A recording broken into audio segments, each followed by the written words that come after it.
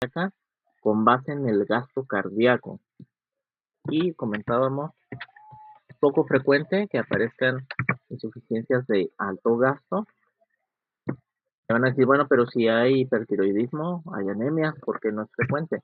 Bueno, porque tiene que ser o anemias muy graves, donde haya una baja de hemoglobina muy importante y que, bueno, porque también haya un metabolismo también grande. O en el caso de la tirotoxicosis, pues tiene que ser una descompensación también intensa. No cualquier grado de hipertiroidismo tendría esta insuficiencia cardíaca de alto gasto. Y en cuanto a la insuficiencia cardíaca de bajo gasto, pues prácticamente es muy frecuente. Comentamos que son los que afectan, o las alteraciones que afectan la capacidad del corazón para bombear la sangre, son las causas pues más que nos vamos a encontrar con mayor frecuencia en la práctica clínica. Por lo tanto, este tipo de bajo gasto es lo más usual. Luego, otra clasificación puede ayudar en su tarea. Otra clasificación es la insuficiencia sistólica, es decir, durante la contracción, y la diastólica o durante la relajación. En el caso de la disfunción sistólica, se nos dice que el problema es al momento de expulsar la sangre, por eso sistólica. La contractilidad cardíaca está afectada, hay una disminución y por lo tanto, recuerden, el ventrículo se llena, vamos a decir así arbitrariamente, puede contener, como ejemplo, 100 mililitros de sangre después de la diástole, al final de la diástole. Cuando se contrae va a empujar, a expulsar una cantidad de sangre, pero no toda la que ingresó a la cavidad, sino que expulsa una parte, un 60%. Esta sería la fracción de eyección. Bueno, en estos casos de disfunción sistólica, esta fracción de eyección está disminuida, es baja. Ahora, ¿en qué circunstancias podemos encontrar disfunción sistólica? Cuando se afecta el rendimiento contráctil, es decir, una cardiopatía isquémica o miocardiopatía, afectación al miocardio. En casos de sobrecarga de volumen, fíjense bien, por ejemplo, una insuficiencia valvular, o en los casos de anemia. Recuerden que en anemia disminuye el hematocrito, por lo tanto, tenemos un aumento relativo del plasma, por eso sobrecarga de volumen. O otra de las causas sería que haya una sobrecarga de presión, es decir, algo que impide la salida de la sangre desde el ventrículo izquierdo o derecho también. Hipertensión o estenosis valvular, como ejemplos. Esto es a la contracción. Ya lo que les había explicado de la fracción de eyección, me lo brinco.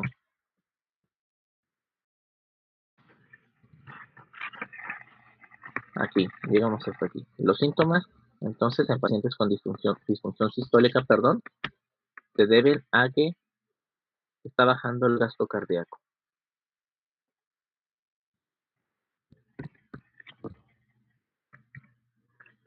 En el caso de la disfunción diastólica, ya su nombre nos indica, bueno, durante el llenado. Bien, efectivamente hay un trastorno del llenado.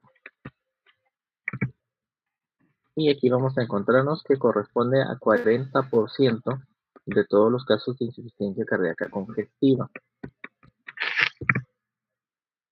¿Qué es lo que ocurre? Bueno, aquí vamos a tener algunos procesos fisiopatológicos, no causas, ¿no? Aquí no son las causas, pero por ejemplo, donde algo haga que se reduzca el tamaño de la cavidad ventricular. En este caso que le ponen cámara ventricular. Bueno, pero que disminuya. ¿Por qué? Porque puede contener menos. Se llena menos. En el caso de hipertrofias ventriculares, hipertrofias concéntricas, llena menos, contiene menos. Entonces, y recuerden, si la fracción de eyección es el 60%, pues si normalmente cabían 100 mililitros y con la hipertrofia ya caben 60, pues ahora es el 60% de ese 60 lo que se va a expulsar y no la totalidad de la sangre que entró al ventrículo. O puede hacer que esté alterada la capacidad que tiene la pared ventricular para distenderse, es decir, estirarse, poder contener el líquido. Y es en estos casos cuando los pacientes pues presentan síntomas de tipo congestivo. Es decir, cuando disminuye el gasto cardíaco nos vamos a encontrar con datos como de hipoxia tisular, debilidad, fatiga, problemas musculares, puede ser también dolor. En el caso de los síntomas de tipo congestivo, pues edema y procesos ligados a ese aumento del intersticio. Entonces, en cuanto a diastólica y sistólica, ¿sí? Aquí estamos. Esta es otra clasificación. Es decir, una insuficiencia cardíaca puede pertenecer a varias categorías.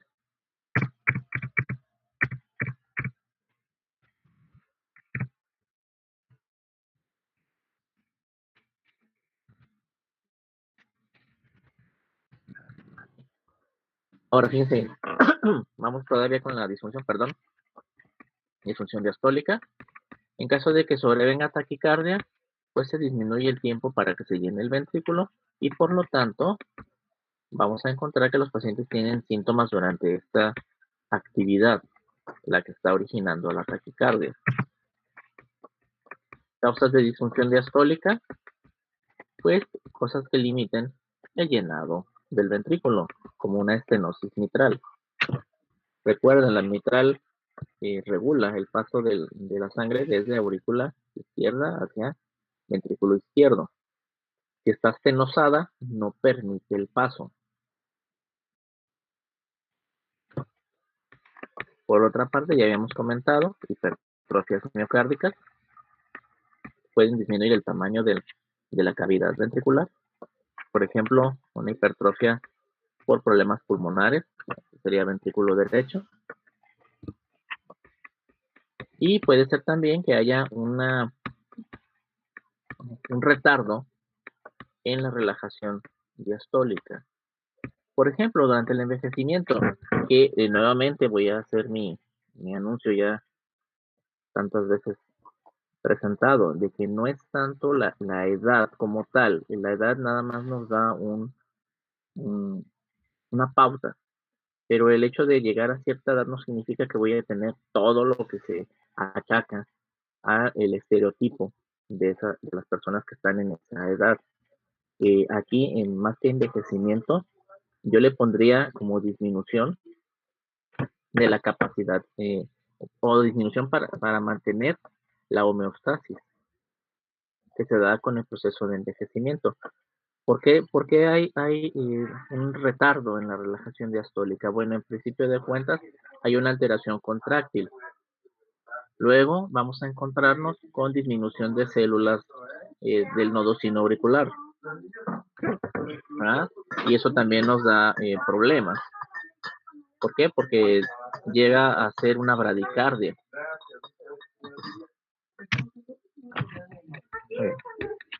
Bueno, ya nos apartamos de esta eh, clasificación de insuficiencia cardíaca o categoría, si gustan decirlo así. Y vamos a hablar de insuficiencia cardíaca derecha e insuficiencia izquierda. Fíjense bien, aquí ya dividimos al corazón en sus cavidades según corresponda a la circulación pulmonar o a la circulación arterial.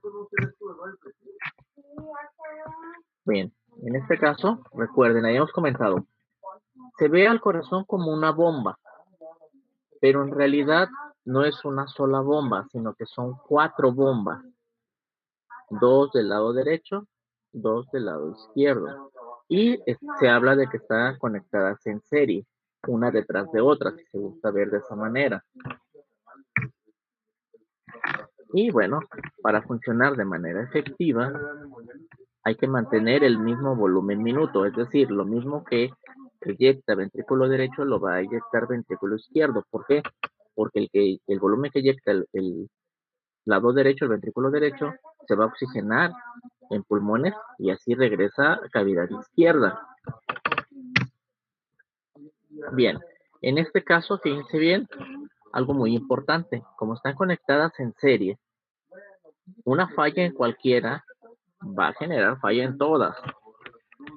¿Por qué? Porque inicialmente, bueno, la insuficiencia cardíaca se va a generar lado derecho o lado izquierdo. Debe de haber un punto de daño, ¿sí? Antes que nada. Entonces, a fin de cuentas, a largo plazo, podemos tener falla en todo el corazón. Es decir, si se afecta el lado izquierdo, poniendo, imaginen el ventrículo izquierdo, empieza, imaginen que se infarta. El paciente tiene un infarto, ¿no? Y luego, ¿qué pasa? Se transmite este problema a la aurícula izquierda y de la aurícula izquierda se va a transmitir hacia pulmón, porque de ahí viene la sangre que ya está oxigenada.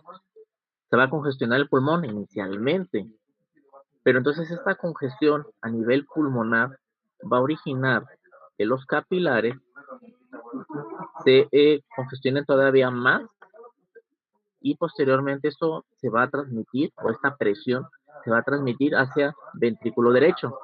Pero estamos hablando de un paso tiempo crónico, ¿sí? Principalmente. Y posteriormente pues se va a dar la congestión. Eso sería explicando de izquierda. Déjame ver, alguien quiere entrar, a ver si me puedo mover algo. Ay, me cuesta trabajo cambiar. Bien. Ya pude. Bien, en entenderlo de izquierda a derecha, pues bueno, digamos, hay una relación lógica. Ahora, ¿qué pasa si se compromete el lado derecho?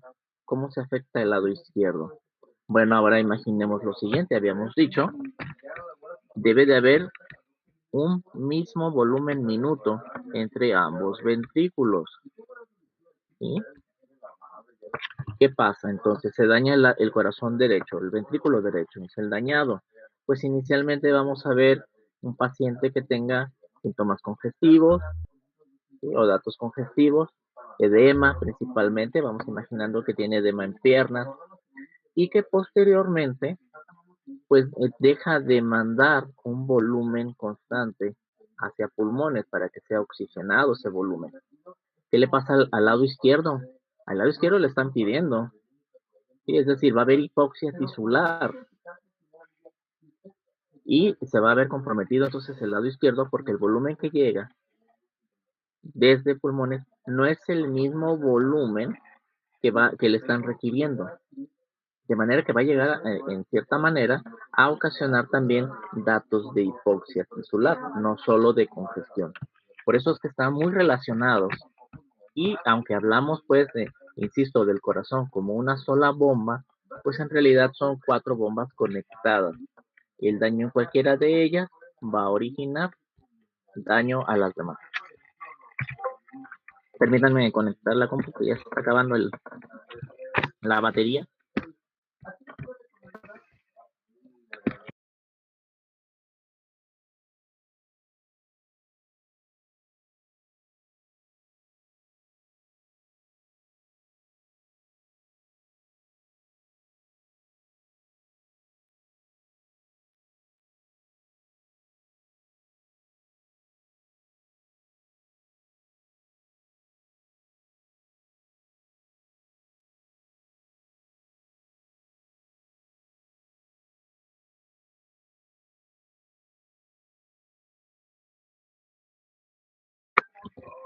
Bien, ya la conecté, gracias.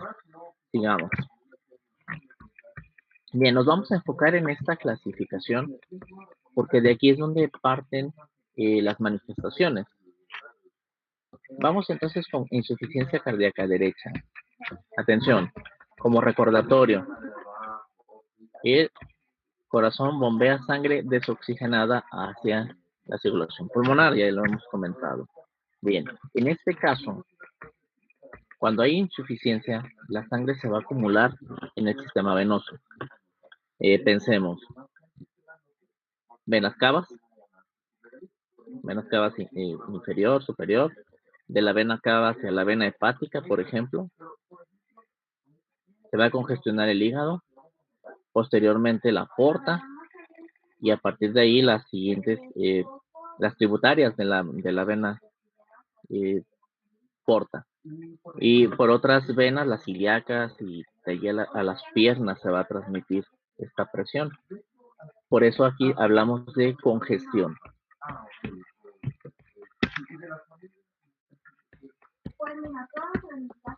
Y bueno, vamos a encontrarnos con un incremento de la presión de aurícula derecha, con aumento de la presión de la diástole en el ventrículo derecho y de la presión venosa sistémica.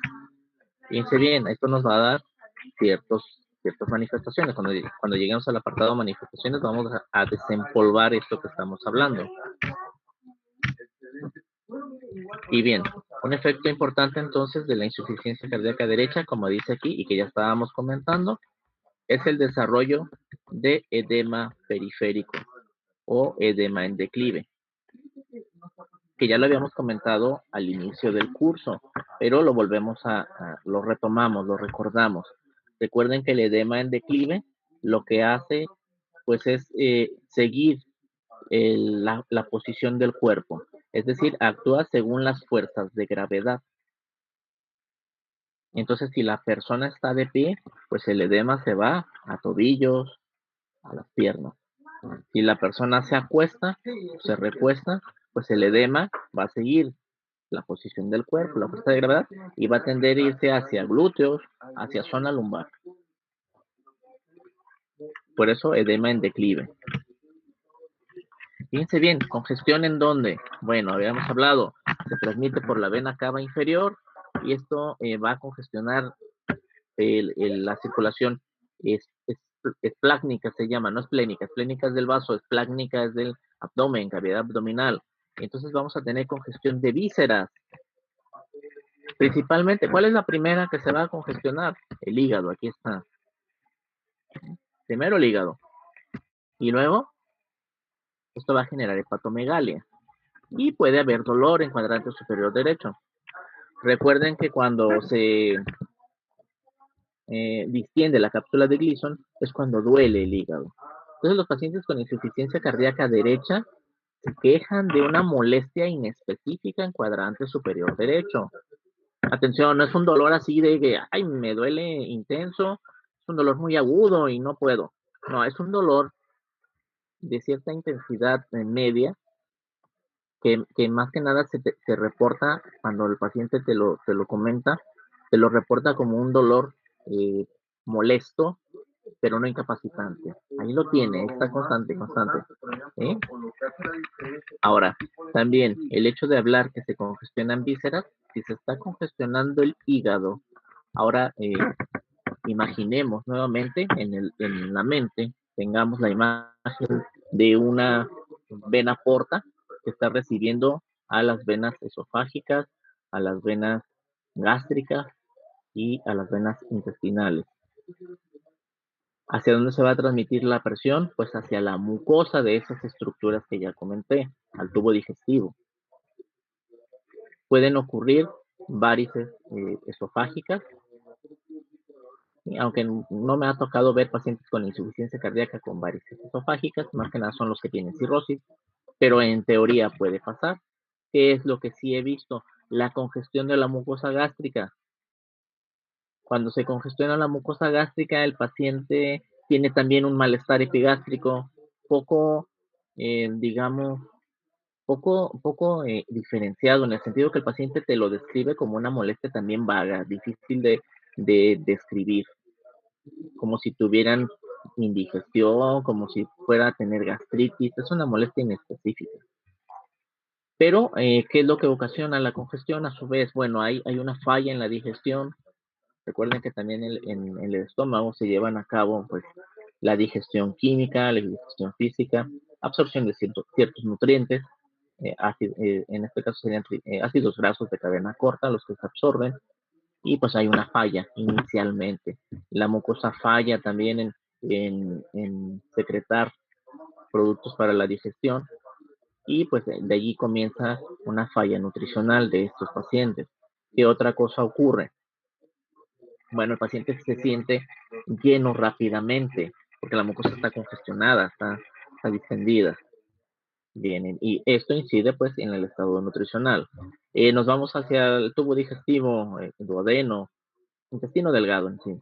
¿Qué es lo que pasa? También se edematiza la mucosa, los movimientos se vuelven más lentos, hay una falla en cuanto a movimiento peristáltico, se refiere, y ya son más lentos, se llenan también más rápido o contribuye a que el paciente se sienta lleno rápidamente, con poco alimento. La digestión también se vuelve torpe porque la mucosa está inflamada, bueno, está congestionada, secreta poco de jugo digestivo, pocas enzimas, se absorbe poco nutrimento también, y esto también pues influye en el estado nutricional de los pacientes con insuficiencia cardíaca.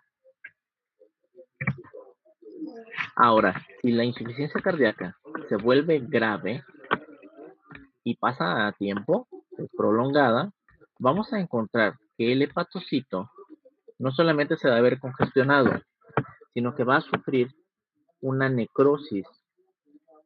Van a ir perdiendo células hepáticas. Y recuerden, bueno, que no se supone que en los casos de hepatitis aguda hay necrosis, pero se recupera. Bueno, mientras esté el estroma bien, indemne, sin daño, pues va a haber esa recuperación del hepatocito, del parénquima. Pero si el estroma se ve comprometido, adiós, parénquima. ¿Qué pasa con las insuficiencias cardíacas? Bueno, está congestionado todo, no nada más el parénquima. De manera que el daño también es hacia el estroma.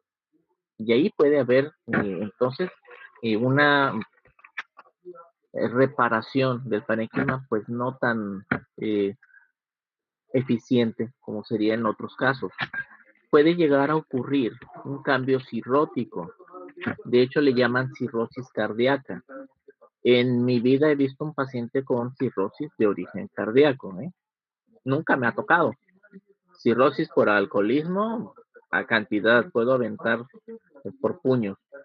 En este caso no he visto, a mí no me ha tocado ver una cirrosis, pero atención, sí he visto alteración de pruebas de función hepática en pacientes con insuficiencia cardíaca de tipo congestivo. Bueno, todas son congestivas.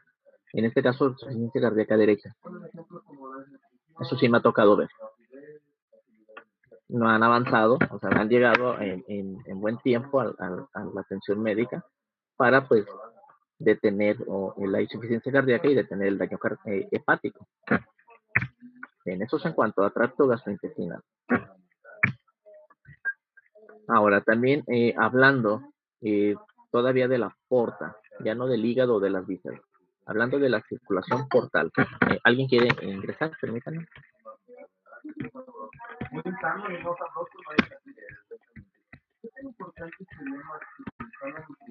Bien. Bueno, puede haber también, fíjense bien, se puede transmitir a través de la vena que drena desde el vaso esplénica hacia la porta. Recuerden que están conectados, aunque están de cuadrante a cuadrante. Recuerden que el vaso pues destruye a los eritrocitos senescentes y por lo tanto se genera bilirrubina. El hígado se va a encargar de eliminar a la bilirrubina. Por tanto, hay una conexión vascular. Pues bien, en caso de insuficiencia cardíaca derecha, esta congestión se va a transmitir hacia el vaso y vamos a encontrarnos con un crecimiento del parénquima. El vaso se va a congestionar también y va a tener un crecimiento, pero a expensas del edema.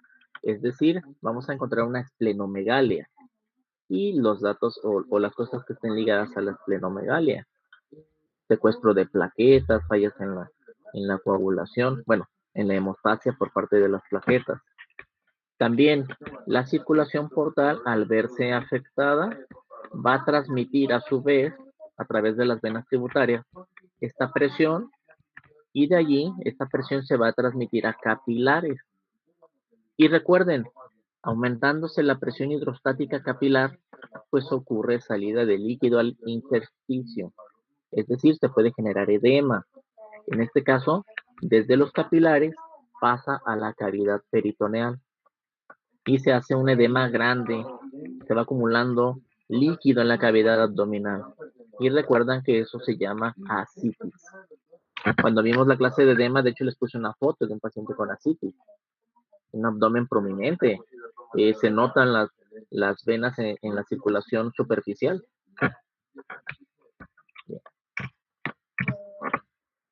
Y bueno, aquí está lo que les había comentado en cuanto a la congestión gastrointestinal, lo brinco.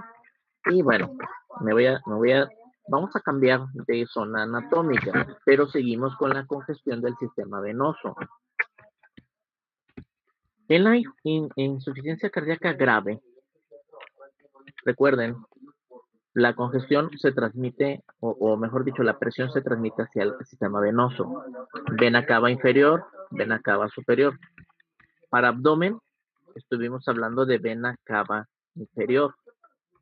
Bueno, hacia la cabeza, quien drena la circulación del cráneo, cabeza, es la vena cava superior. Aquí la inferior, en abdomen, cabeza y cuello superior, insisto.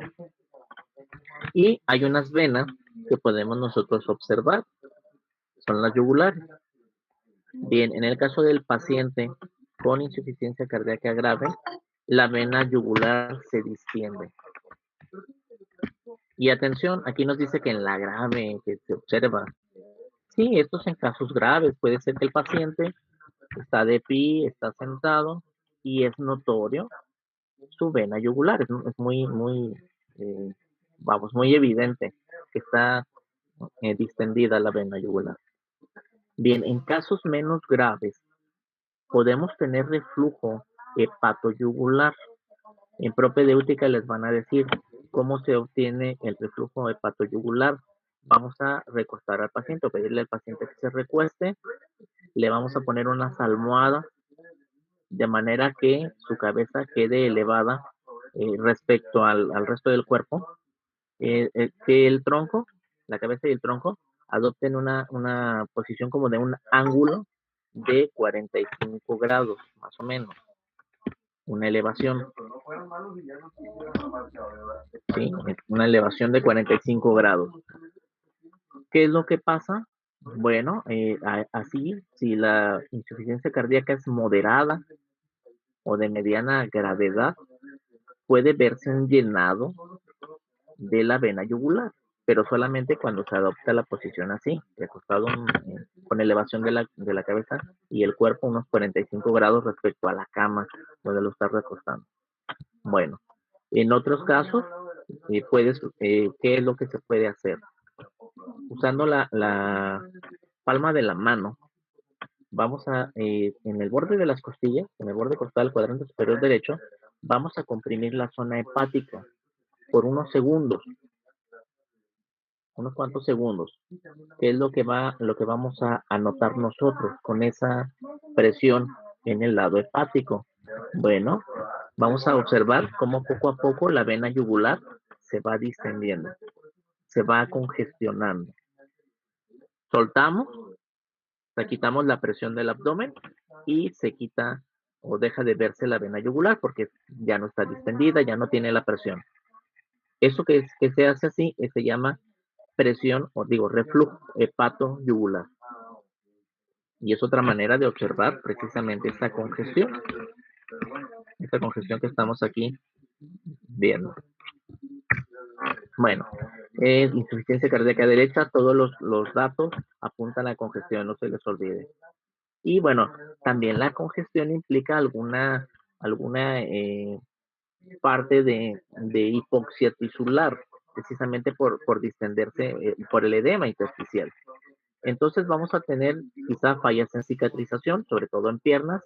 De hecho, algunos pacientes tienen la tendencia a generar úlceras en la piel, precisamente por la falla tisular de oxigenación. Y bueno, causas de insuficiencia cardíaca derecha. Fíjense bien, estenosis o insuficiencia de válvula tricúspide o pulmonar.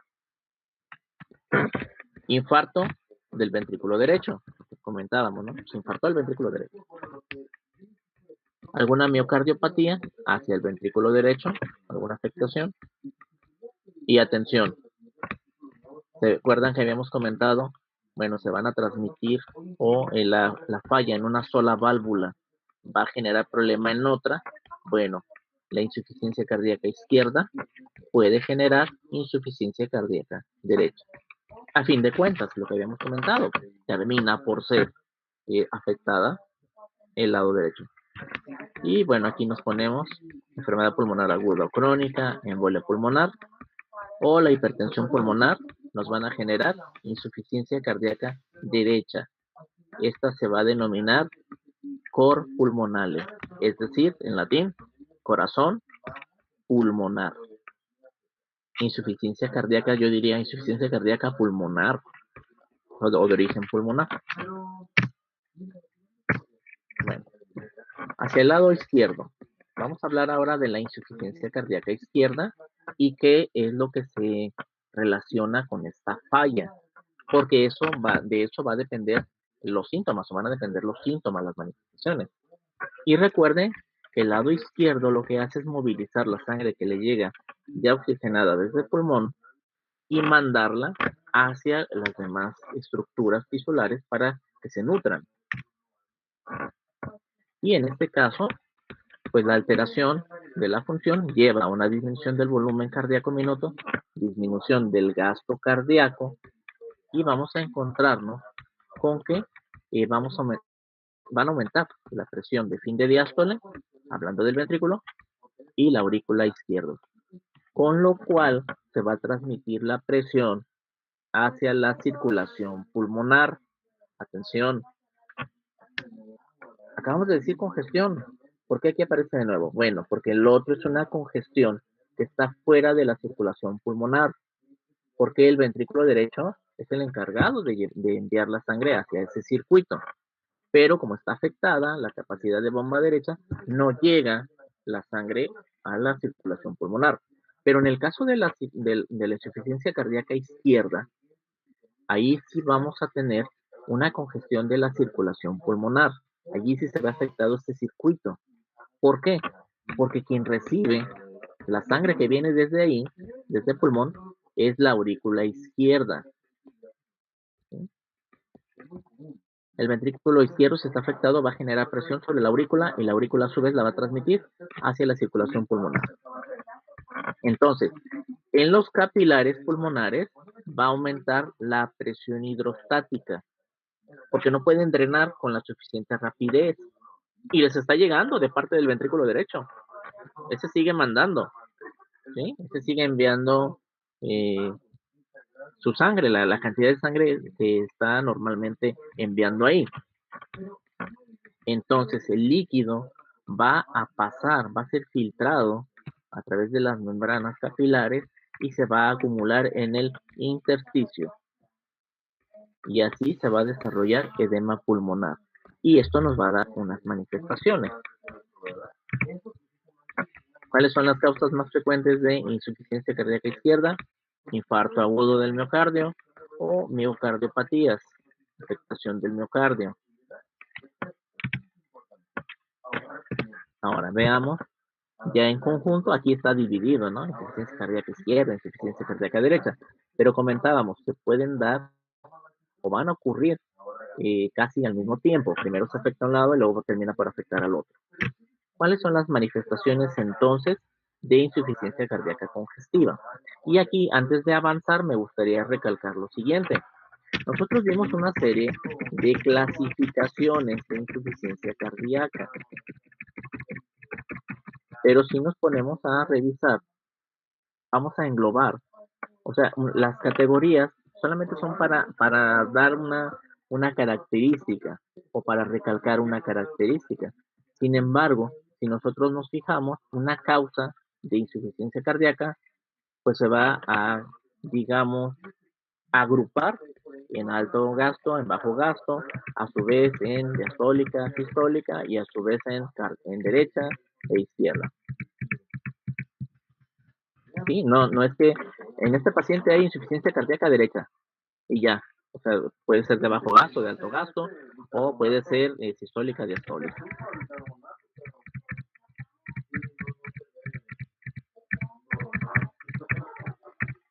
Bien, entonces manifestaciones.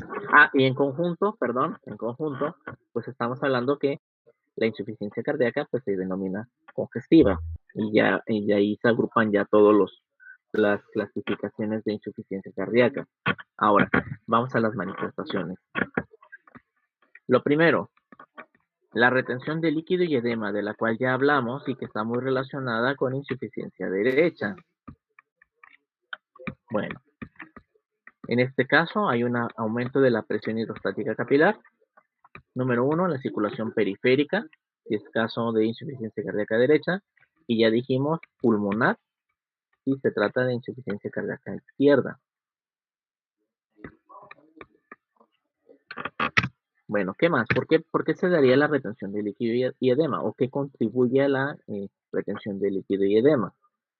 Va a disminuir la cantidad de líquido que sale o de plasma que sale del ventrículo izquierdo. Es decir, va a disminuir el gasto cardíaco. Una vez disminuyendo el gasto cardíaco, los tejidos van a sufrir hipoxia y el riñón no se queda atrás. Entonces se libera renina-angiotensina, bueno, se libera la renina para activar el sistema renina-angiotensina-aldosterona. Con lo cual vamos a tener retención de líquido porque se retiene sodio, se retiene agua y esto contribuye a la congestión venosa, contribuye al edema.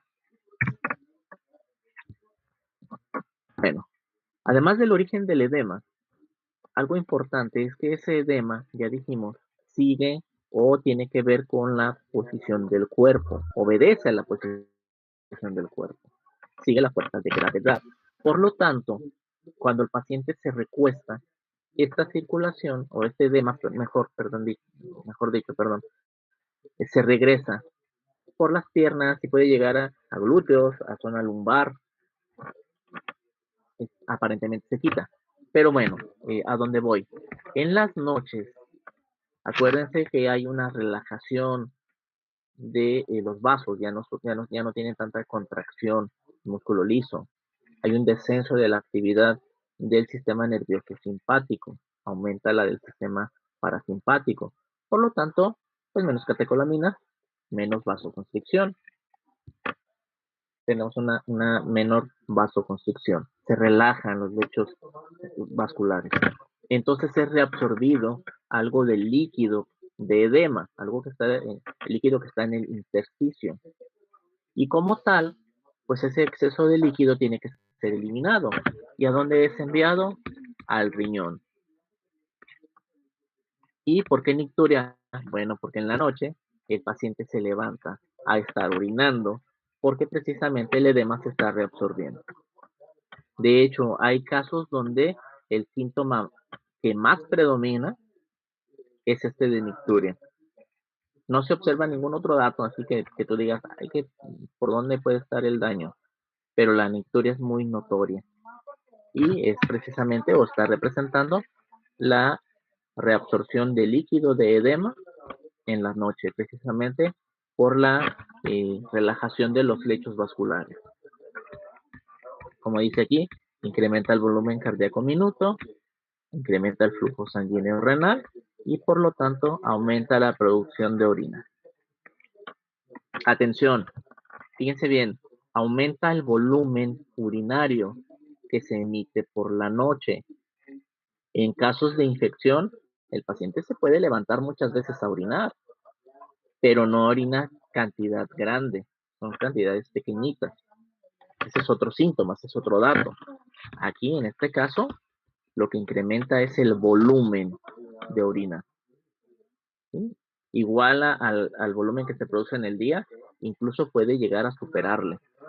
Puede ser más volumen de orina por la noche.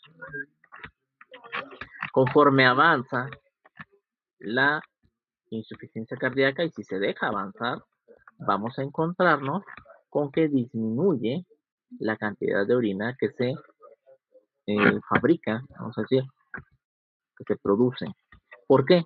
Bueno, porque está habiendo una disminución del flujo plasmático renal que va a originar en primera instancia una insuficiencia renal aguda. Y recordemos que si esto no se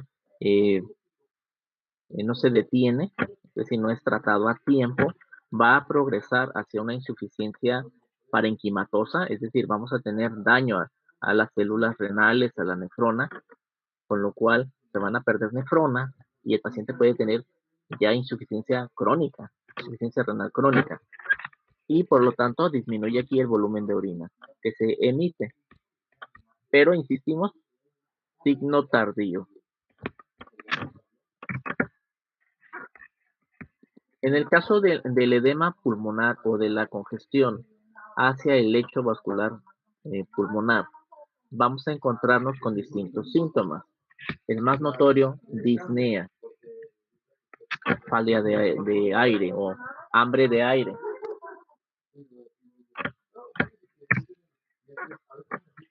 ¿Sí? Sensación de falta de aire o dificultad para respirar. El paciente de hecho te dice, no, me falta el aire, me falta el aire.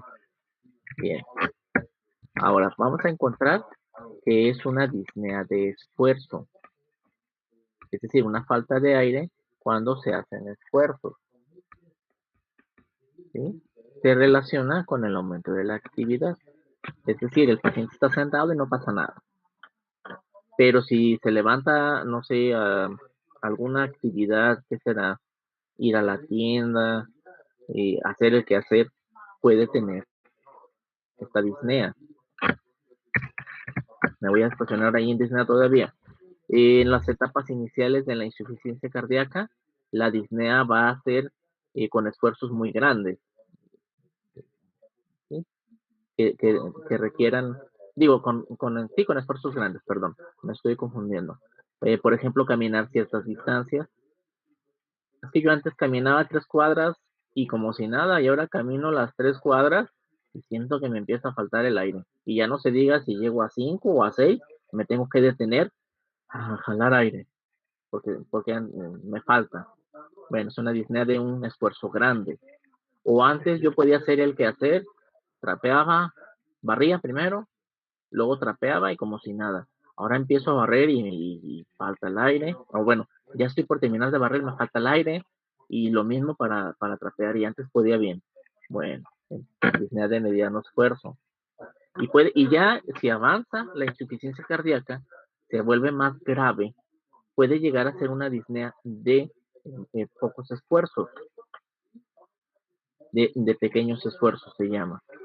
Por ejemplo, así lo más drástico, que no puedan dar 2, 3 pasos para ir al baño porque les falta el aire, o bien hay personas que nada más el simple hecho de levantar el brazo para llevarse un vaso con agua o la cuchara para comer, les genera disnea. Así de grave se puede llegar a presentar esta disnea de esfuerzo. Otro tipo de disnea se llama ortopnea, que tiene que ver con el hecho de que el paciente se recueste. ¿Qué es lo que ocurre en la ortopnea? Bueno, vamos a encontrarnos, perdón por mi trabada, vamos a encontrarnos que el paciente al recostarse, parte del edema se va hacia la parte torácica, abdominal y torácica, con lo cual limita el movimiento respiratorio, inspiración, expiración, y además de que están congestionados el lecho vascular. Y pues, marca o se hace más notoria la congestión. En estos casos, el paciente manifiesta que cuando se acuesta, fíjense, en decúbito dorsal. Decúbito es acostarse. Dorsal sobre la espalda, pero vamos, muchos no toleran ni estar de lado o estar boca abajo. ¿Qué es lo que ocurre? No pueden respirar, les falta el aire. ¿Qué es lo que hacen los pacientes? Se van poniendo almohadas hasta que logran respirar. sin problema. ¿Cómo se pregunta esto a un paciente? Oiga, ¿cuántas almohadas usa para dormir? ¿Y por qué? Y hay quien te dice, bueno, yo me pongo como 20 almohadas, pero porque me gusta estar rodeado, no porque me falte el aire. Perfecto, es válido. Yo tengo que usar 3 porque siento que si son menos almohadas me falta aire. Ah, bueno, ahí ya ponemos atención. Quiere decir que el recostarse con una almohada le va a generar congestión pulmonar y por eso le falta el aire. Por eso dice aquí, es un mecanismo similar a la nicturia. Y la última manifestación ligada a la congestión pulmonar, que también es una disnea, es la disnea llamada paroxística nocturna. Son crisis, fíjense bien, crisis súbitas de disnea. El paciente se puede dormir y aparentemente todo está bien. Sin embargo, durante el sueño se congestiona el pulmón y esto pues genera alteración en el organismo y despierta al paciente. Y el paciente se sienta asfixiado, se para, tiene que sentarse incluso en la cama. ¿Sí? De hecho, le preguntamos, ¿alguna vez se ha despertado con falta de aire y que tenga que sentarse incluso en el borde de la cama para jalar aire? Sí, me ha tocado. Disneas paroxísticas nocturnas, también dado por la congestión de la circulación pulmonar. También, producto de la congestión pulmonar, vamos a encontrarnos al paciente con una tos seca que es no productiva. Por eso seca, no hay flema y es crónica. Ahora, ¿qué datos tenemos para diferenciarlo de otro tipo de tos? Bueno, muy sencillo, ya hablamos de que el recostarse congestiona el lecho vascular pulmonar. Bueno, cuando el paciente se recuesta, la tos empeora.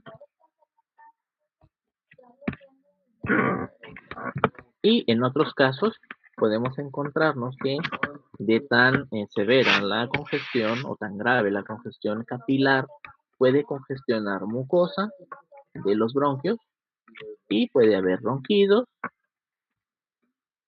o alguna dificultad para respirar porque ocurre broncoespasmo. El músculo liso sufre una contracción, músculo liso de bronquios, y puede originarse una respiración similar a lo que ocurre en pacientes con asma. Es decir, se pueden escuchar los silbiditos, las sibilancias, y el paciente te reporta dificultad para respirar. A esto se le llama asma cardíaco o asma cardíaca, depende del autor. Como dicen el asma, pues muchos dicen es que él es masculino, cardíaco masculino corresponde, pero pues asma termina en A, bueno, cuestiones gramaticales. Nosotros encontramos asma cardíaco, asma cardíaca, y ya sabemos que se están refiriendo a un broncoespasmo secundario a insuficiencia cardíaca congestiva. En otros pacientes, ya aquí también ya estamos hablando de casos muy graves, muy avanzados.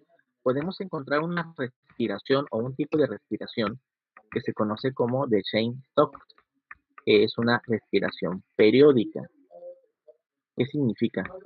Bueno, vamos a encontrar unos ciclos que aumentan, es decir, empieza a aumentar la profundidad de la respiración y luego va a disminuir. Así como aumentó, empieza a disminuir.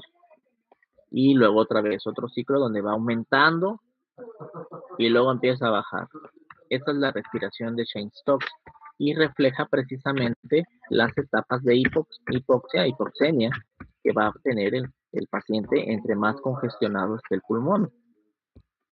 Entonces, entre más congestionado, pues se pide, o sea, hay menos intercambio gaseoso, pues se pide al diafragma que haga una inspiración más profunda. Entre menos hipoxia, pues hay que bajar la inspiración.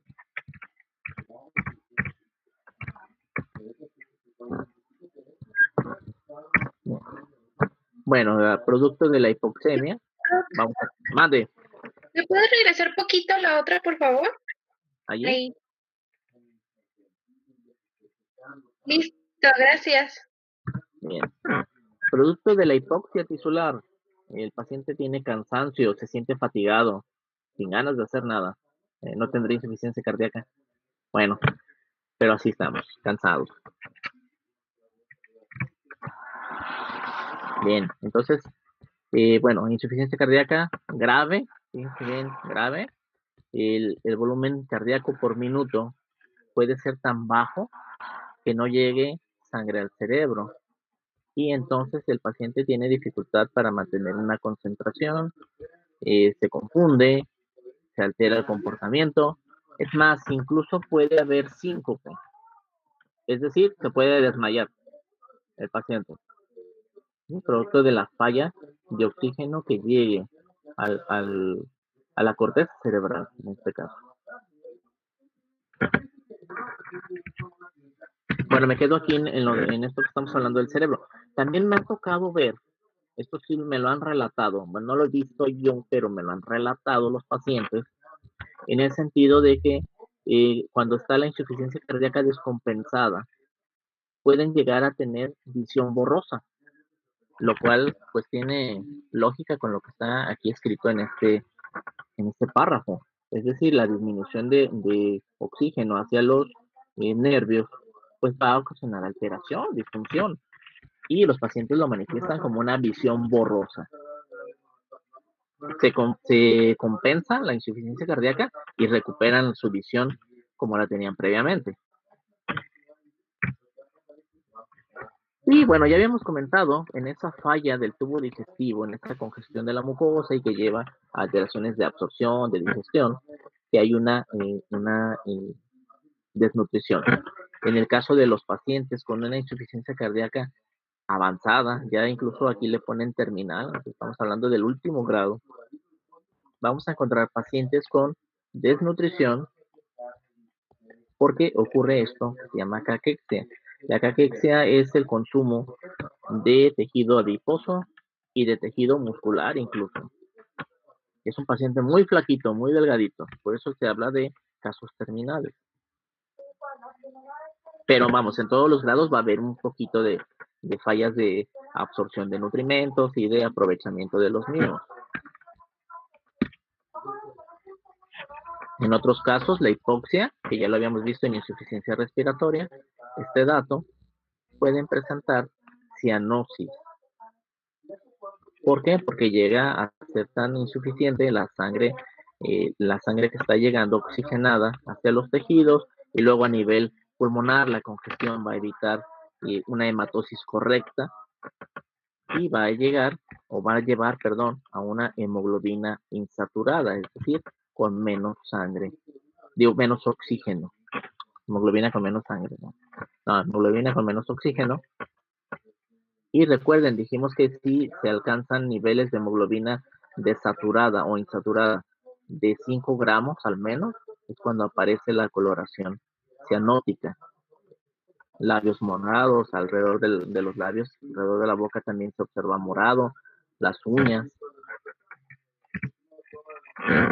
Y aquí tenemos un resumen, este está en Port, de ahí es un homenaje, no me lo robé, es un homenaje.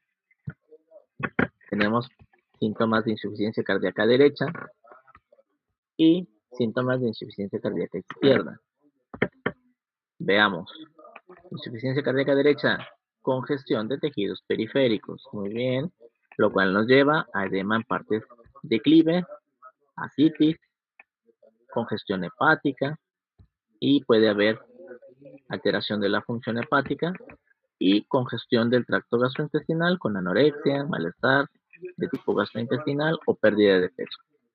Del lado izquierdo, disminución del gasto cardíaco, lo cual nos lleva a intolerancia a la actividad, signos de disminución de la perfusión tisular, fatiga, entre otros, congestión pulmonar, edema de pulmón, tos. Si se hace edema de pulmón, puede haber tos con, es una flema rosácea y que parece espumosa, pero a ver, me voy a detener aquí un poquito para hacer una división. Y alteración del intercambio de gases, todavía por la congestión pulmonar, cianosis, hipoxia, ortopnea, disnea paroxística nocturna, disnea de esfuerzo. Me detengo aquí. Atención. En las primeras fases de la insuficiencia cardíaca vamos a tener tos, que puede ser no productiva. Hay una congestión pulmonar que está ocasionando irritación en el parénquima y está generando pues la tos. Tenemos el reflejo de la tos, una tos crónica. Si avanza la congestión y se genera edema pulmonar grave, moderado a grave, vamos a tener que ya se puede presentar una tos productiva y la flema, que aquí está como esputo, así se llama, va a tener un aspecto espumoso y una tinción o una coloración rosada. Como aquí, como este cuadrito, así se vería. Ese tonito que está ahí rodeando al letrerito, al aviso. Y bueno, me traje también, este es un homenaje a una página de internet. Me encontré este esquema donde viene insuficiencia cardíaca izquierda, insuficiencia cardíaca derecha y los datos que son de manifestación. Y por ejemplo, aquí tenemos al paciente. Puede tener intolerancia al ejercicio, disnea de esfuerzos, palpitación, dolor de tipo anginoso o síncope. Entre otros, no se alcanza a ver lo que está más abajo. Bueno, vean el corazón crecido, cardiomegalia y la congestión pulmonar. Observemos aquí. Estos son los vasos sanguíneos pulmonares y pues están ensanchados. Esto nos habla de congestión pulmonar. Puede llegar a desarrollar edema pulmonar agudo. En el caso del paciente con insuficiencia cardíaca derecha o predominio de insuficiencia cardíaca derecha, puede tener ascitis, vean, aquí como está esquematizado, anasarca, que sería edema generalizado, vean los brazos edematizados, dolor hepático, vean, una hepatomegalia, aquí incluso está señalado, esta línea punteada indica que hay crecimiento hepático, el edema periférico, que sigue los cambios de postura, y podemos encontrar venas varicosas. Y el signo que les decía, que no se alcanza a ver bien, pero dice reflujo hepatoyugular. Aquí está figurada la yugular en un tono azul o violeta. Nos presentan también la cianosis. Y vean la silueta cardíaca, muy crecida. Bien, finalmente, ya como final a esta presentación, les traigo estos criterios.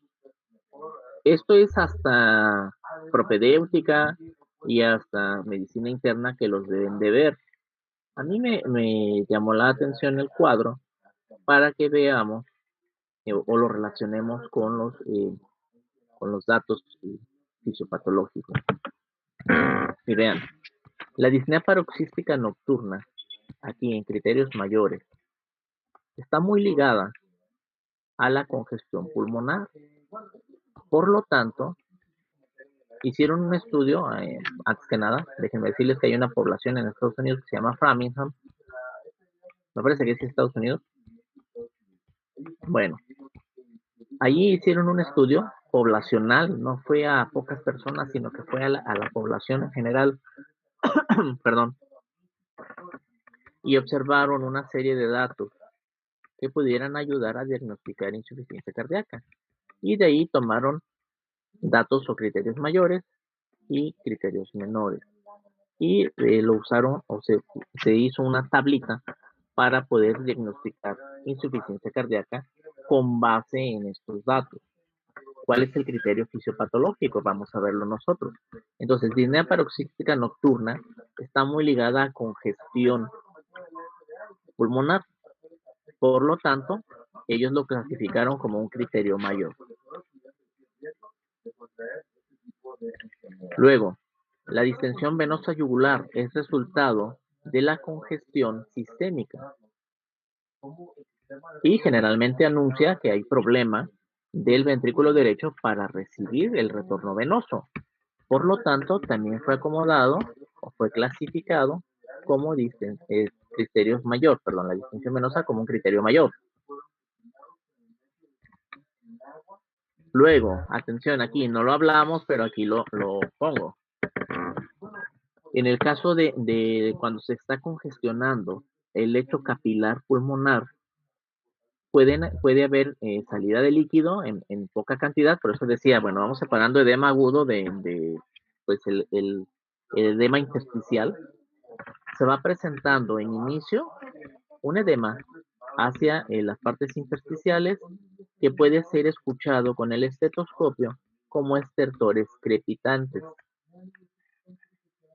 Es un edema mínimo, ¿sí?, en pulmón, pero también es un criterio mayor.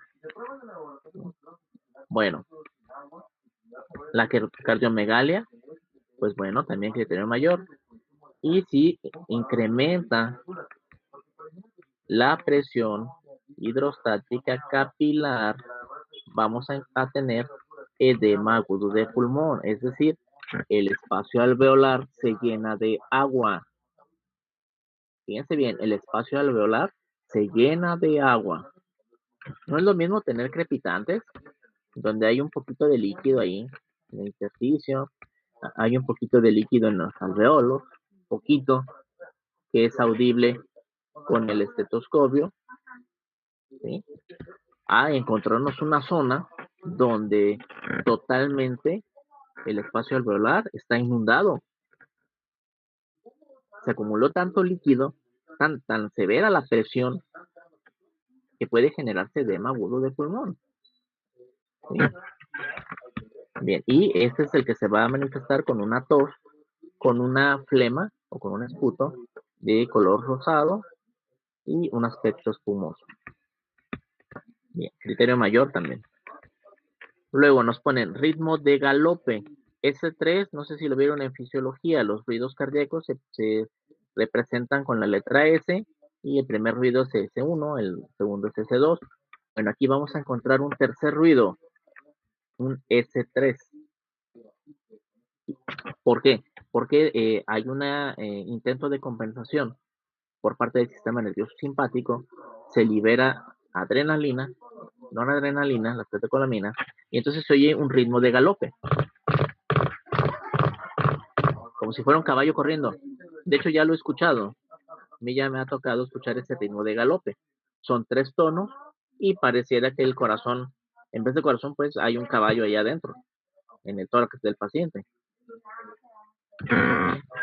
Y bueno, muy relacionado con falla cardíaca que intenta ser compensada con aumento de la actividad del sistema nervioso simpático.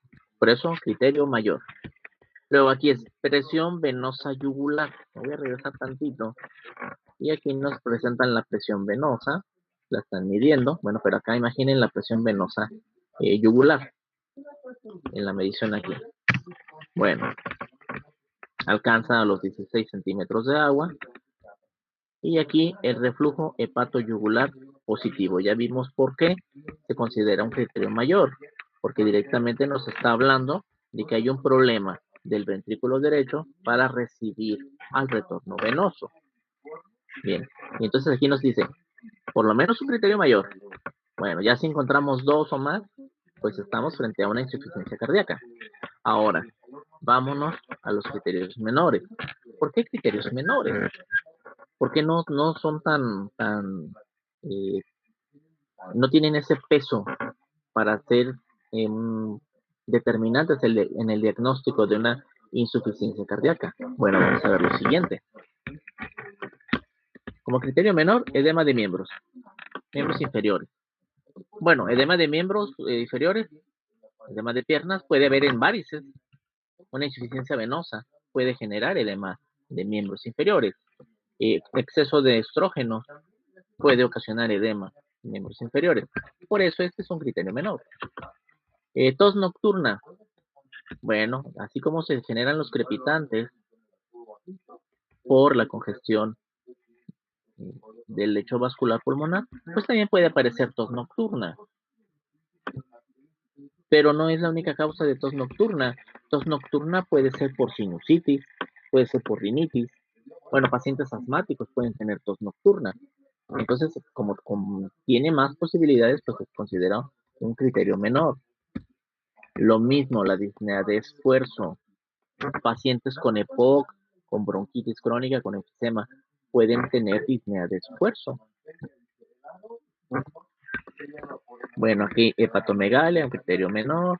Derrame pleural. Bueno, si ustedes buscan derrame pleural y le ponen causas de derrame pleural, pues yo creo que llenamos 3 diapositivas. Nada más con la descripción, bueno, la lista de las causas. Es decir, tiene muchísimas causas el derrame pleural. Por lo tanto, pues se considera un criterio menor. Capacidad vital disminuida, hablando cuestión pulmonar. Seguimos el mismo criterio. La afectación pulmonar puede ser en muchas alteraciones y no solamente la insuficiencia cardíaca. Lo mismo, el mismo criterio, taquicardia mayor de 120 latidos por minuto. Por eso es que nos dice, bueno, el diagnóstico sería con un criterio mayor y al menos 2 menores. 2 mayores solamente ya es el diagnóstico. Y si tenemos puros menores, hay que buscar otra causa. Aquí este otro nos dice disminución de 4.5 kilos en 5 días de tratamiento. Bueno, tiene cierta base fisiopatológica. Es decir, recuerden que estamos hablando de congestión y edema, pues el líquido pesa y 1 litro de líquido pesa más o menos 1 kilo. Falla por cierta cantidad de gramos. Según yo, 1 kilo, 1 litro de líquido anda pesando como 930 miligramos. Entonces no llega al kilo, gramos, no llega al kilo. Pero bueno, más o menos, para fines prácticos, 1 kilo es igual a 1 litro. Bueno, vamos a hablar entonces que esta disminución de peso del paciente con el tratamiento obedece a que se está drenando el edema, se está quitando la congestión venosa. Y bueno, también insuficiencia cardíaca, pues es un tema que tiene mucho, es muy interesante. A mí es uno de los temas que más me ha gustado de cardio, porque tiene varias pautas de dónde ir revisando la cuestión fisiopatológica. Y, sí es cierto, no he tomado lista. Pónganle presente, por favor.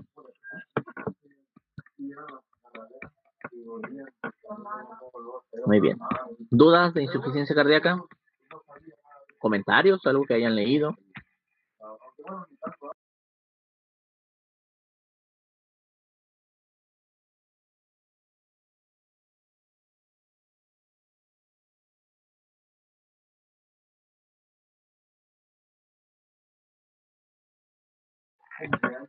Ese silencio es de si dudas o no dudas. Creo que no, doctor.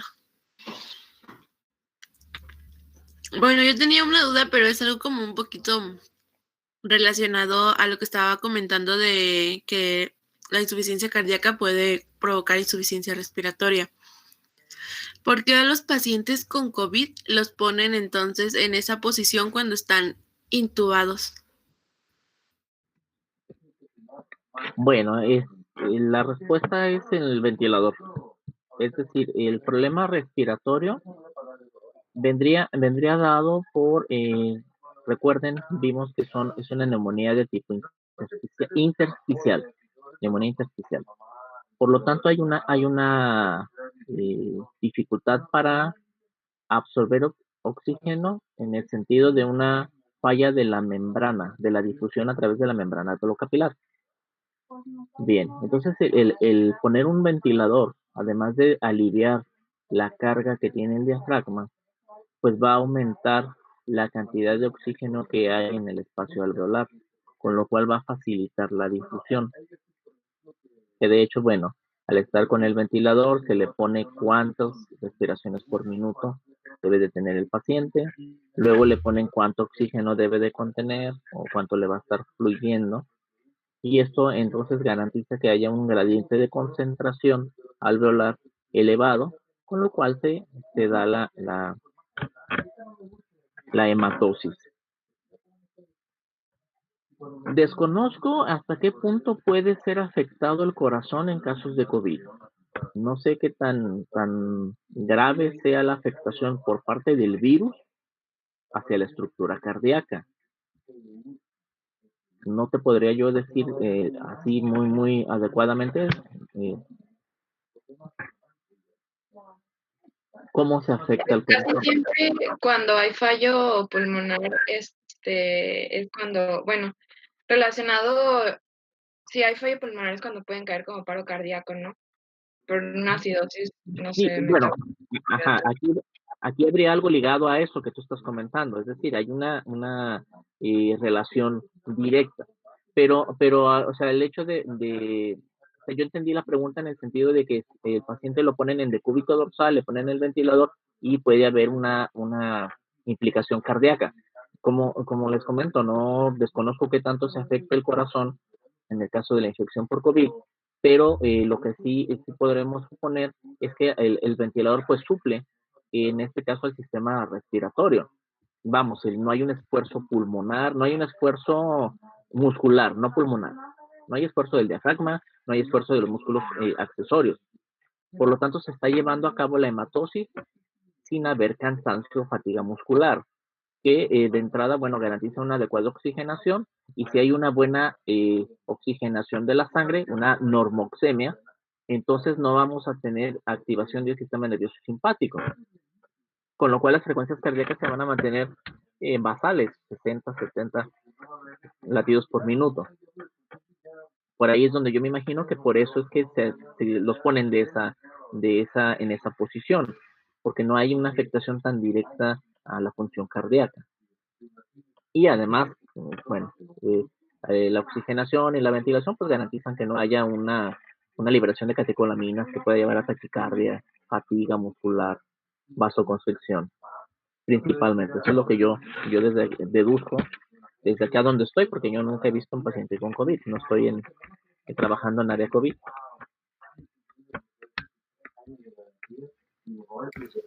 Ok, doctor, gracias. Es que lo decía porque, bueno,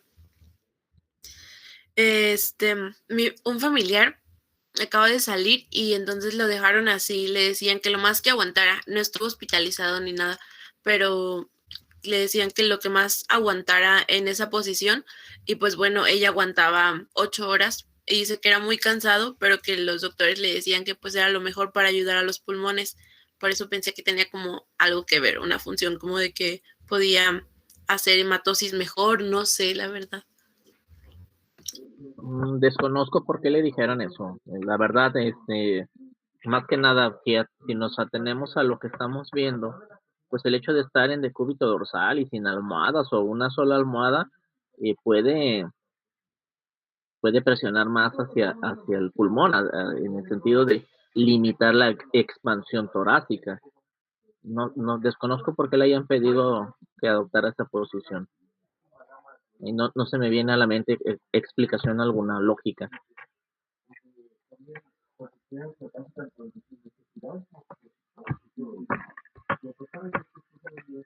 Pues supongo que es lo que mencionaba usted, ¿no? Que al haber, por ejemplo, estar recostado, boca abajo, no está utilizando como los músculos inspiratorios y hace como que tenga menor fuerza el paciente como para poder respirar y ya como, no sé, supongo que la persona tiene ayuda ventilatoria, pero no obviamente solamente mascarilla de puntas nasales o algo así. Entonces, al estar así, ayuda a que se fatigue menos y pues pueda tener una mayor oxigenación, supongo, ¿no? Sí, las posiciones en la cama, o sea, el hecho de decirle al paciente que se acueste boca arriba o boca abajo, sigue una función en el sentido de ayudarle a que se expanda el tórax. La que más toleramos es la de cúbito dorsal, boca arriba. Toleramos un poco menos la de decúbito lateral, un poquito más cansado porque son más prominencias óseas contra la cama, y la que menos se tolera es la de boca abajo. Pero ¿para qué sirve acostarse boca abajo? Bueno, las articulaciones de la cadera se ven extendidas y esto relaja los grupos musculares. ayuda, pero en el sentido ventilatorio no se me viene a la mente algo que pueda servir en esos cambios de posición, porque se supone que donde pega el tórax con el colchón se evita la expansión torácica. De hecho ahí no hay insuflación. No sé, necesitaría ver un poco más de datos para más o menos darnos una idea de por qué recomendaron eso. Sí, es que no los tienen, o sea, así totalmente con la cama como, ay, ¿cómo explicarlo? O sea, no así recta, pues, o sea, tiene que tener como una, no sé, almohadas o tiene que tener un soporte, Ah, como que sí está boca abajo, pero tiene como un levantadito sobre la caja torácica. bueno, a lo mejor sí hay una mejor oxigenación y una expansión torácica, porque recuerden, adelante de los pulmones una parte está el corazón, ¿no? Es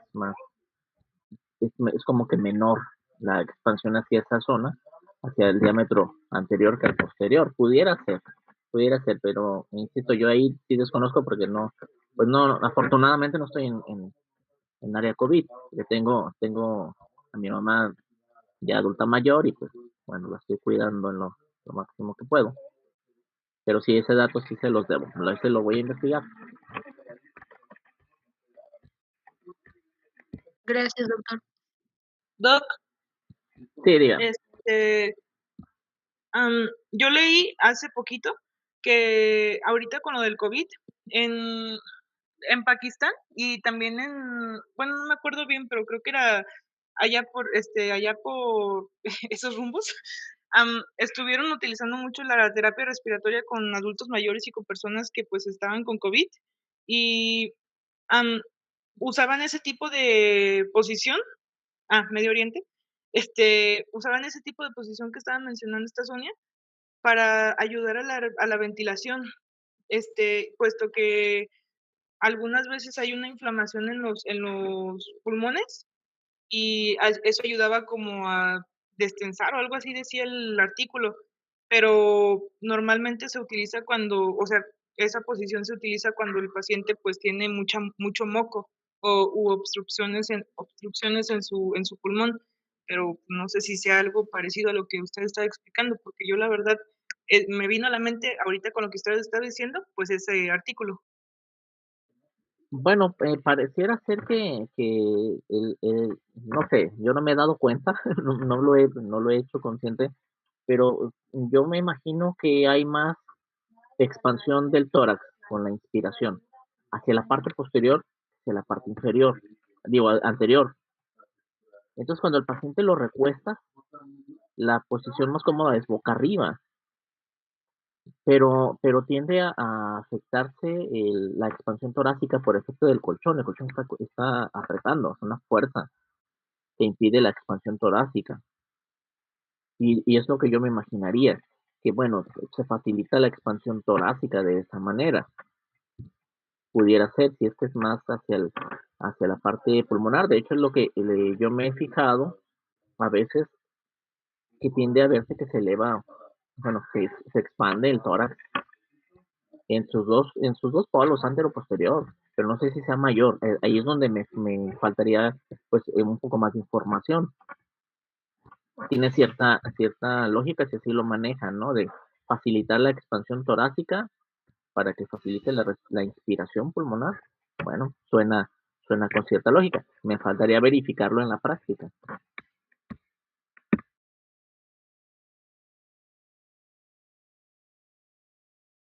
Ok, Doc. De hecho ya me quedé con la duda, voy a revisar. Voy a preguntar, voy a contactar a alguien que sepa de eso. Oiga, profe, Diga.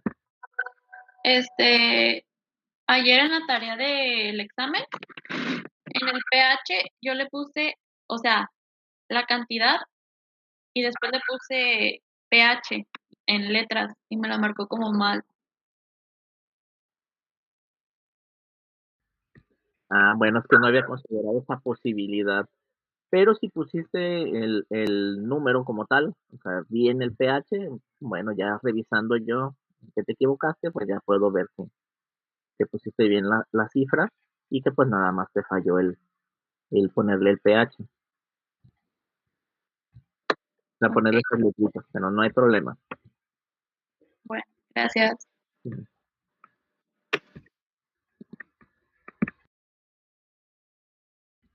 Muy bien, entonces vamos haciendo cierre de sesión, vamos tomándonos 3-4 minutos para cierre de sesión. Vinicio, insuficiencia cardíaca, defínela y dinos algunas clasificaciones. Ok. Bueno, insuficiencia cardíaca puede ser como, bueno, mencionaba que no se debe de ver como la insuficiencia del corazón únicamente como bomba, que pues como disminuye su capacidad para difundir la sangre a los tejidos. Entonces, se puede clasificar dependiendo si es de alto o bajo gasto, si es izquierda o derecha, y me falta una, pero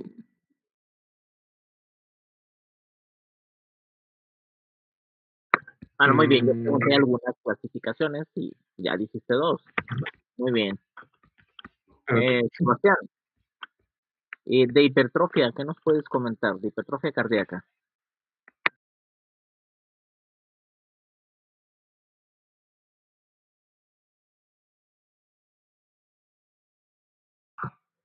Que es como un engrosamiento en el ventrículo izquierdo.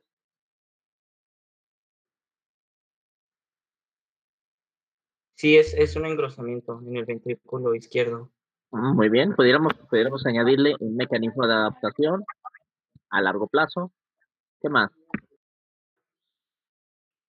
Es como una debilitación en el bombeo.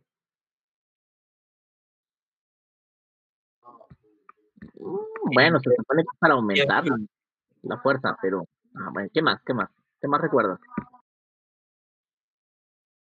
Pues la causa más común es la hipertensión arterial, ¿no? La causa más común es la adaptación a la insuficiencia cardíaca. La causa más común de insuficiencia cardíaca, pues yo creo que está repartido porque hay varias causas que se reparten los casos. A ver, se me hace que te confundiste con hipertrofia. Vamos a preguntarle a alguien más para desenredar este asunto. Vamos con Alma. De hipertrofia, ¿qué recuerdas?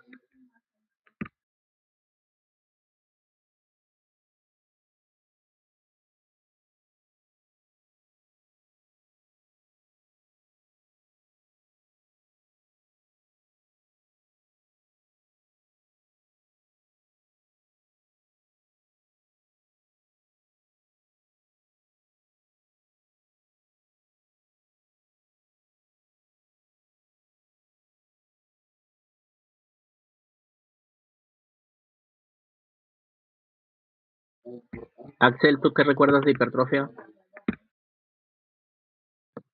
¿A Pedro Axel? Sí, Pedro Ah, Axel. es que casi siempre me dicen Pedro, los maestros. Perdón. Bueno, está bien, perdón. Perdón. De hipertrofia, pues me acuerdo que hay 3. Que teníamos la simétrica, que era como para los atletas. La concéntrica, también esa era para hipertensión, ¿no? Creo. Y la otra, la excéntrica. Mm, Creo que era algo para la miocardiopatía dilatada. Sí, Bueno, las me acuerdo que causas, eran esos 3. las causas que pusimos pues fueron ejemplos. Pero bueno, ¿en qué consiste la hipertrofia concéntrica? Incrementaba la pared del corazón. ¿Por qué? ¿Por qué incrementaba? ¿Cuál es la explicación?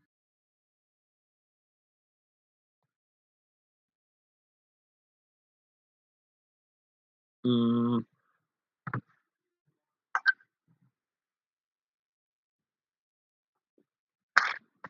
Pues podría ser, por ejemplo, que había más, no sé, había más necesidad de, como mayor carga de trabajo, podría ser, más necesidad y por eso se aumentaba el espesor.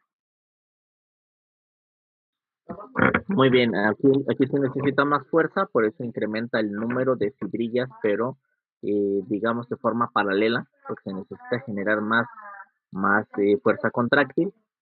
Y en el caso de la hipertrofia excéntrica, lo que se necesitaba pues era incrementar la capacidad de la cavidad, es decir, hay que dilatar la cavidad.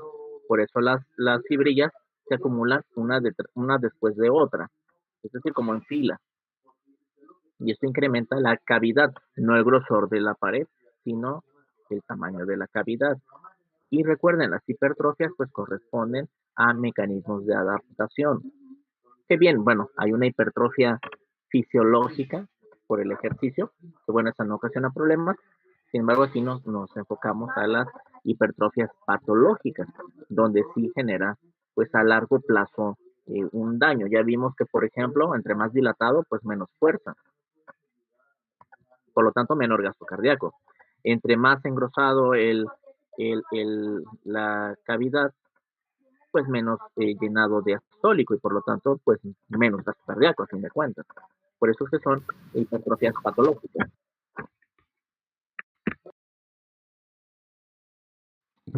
Perdón, me surgió una duda. Adelante. Me perdí un poquito en por qué se origina la caquexia.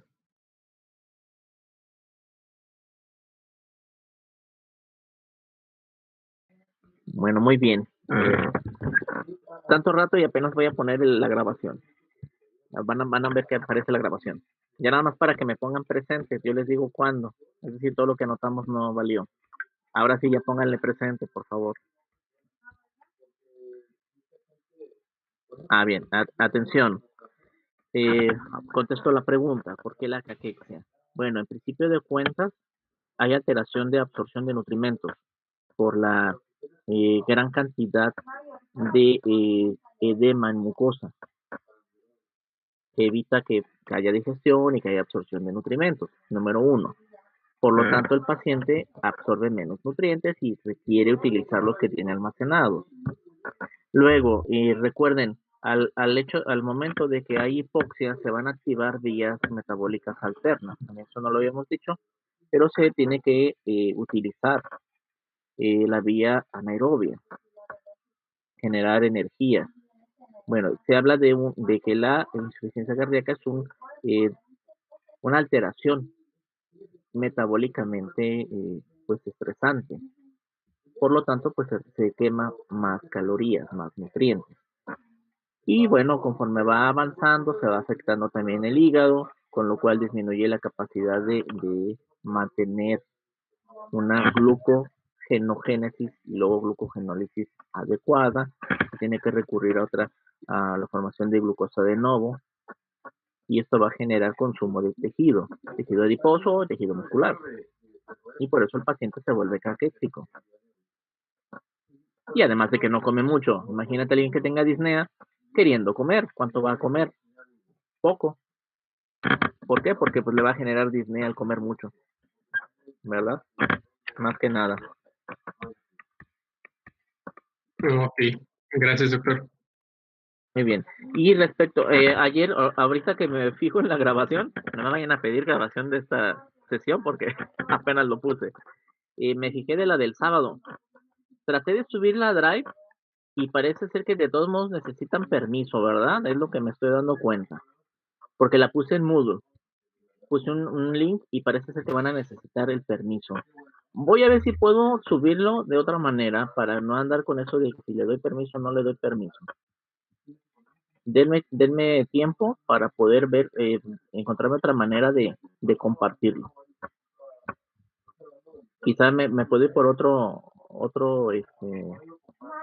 ¿cómo se llama? Otro servidor, no servidor, ¿cómo se llama? En vez de Gmail usar otro, para ver si puedo subirlo a otra nube y de ahí lo puedan ver, sin necesidad de permiso. Por favor, antes que nada. denme tiempo, porque sí me falló. Doc, tal vez si no lo pone en el institucional. Problema, exactamente, voy a ver si lo puedo poner en otro, que no sea el Gmail. No tengo otra cuenta de Gmail, voy a buscar otras de las de Hotmail o Outlook, a ver si me da chance y para compartirlo. Nomás no lo vayan a subir ustedes después, a la red. Acuérdense que hay derechos de autor y no nos vayan a fregar. Pero bueno, para mañana, hipertensión arterial y si hay tiempo empezamos con arritmia.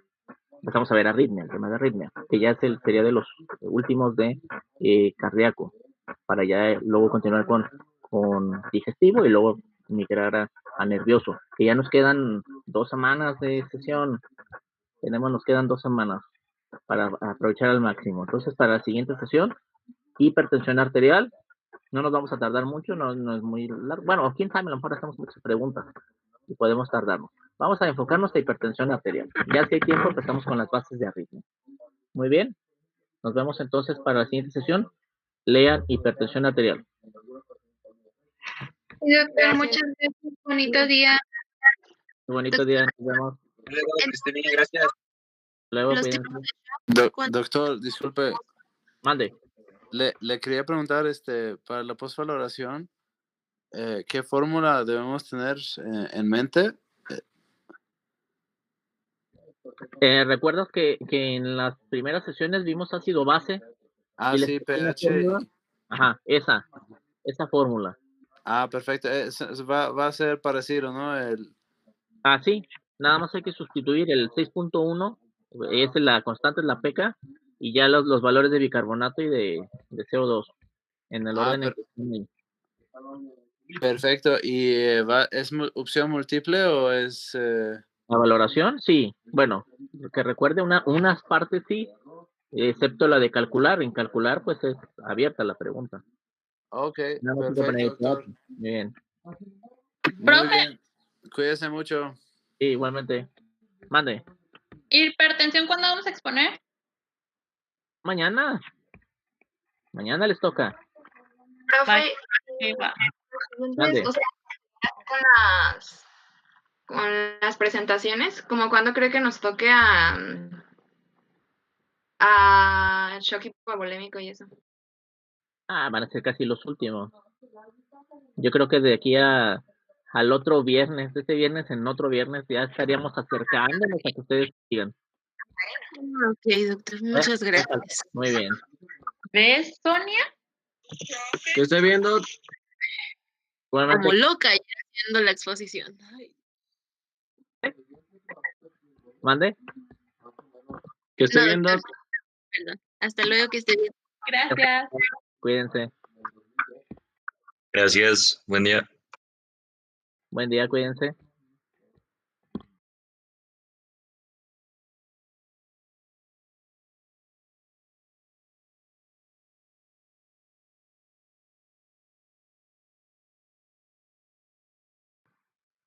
Brandon, tu micrófono.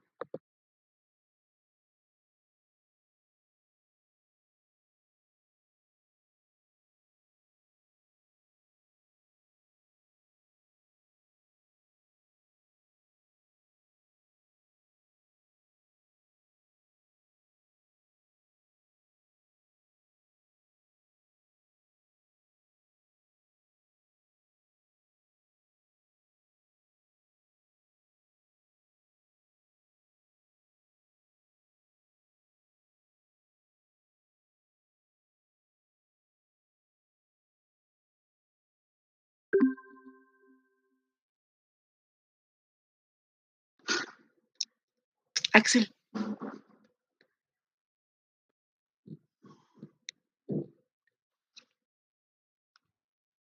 Lilia, tu micrófono. Te estoy hablando. ¿Qué pasó?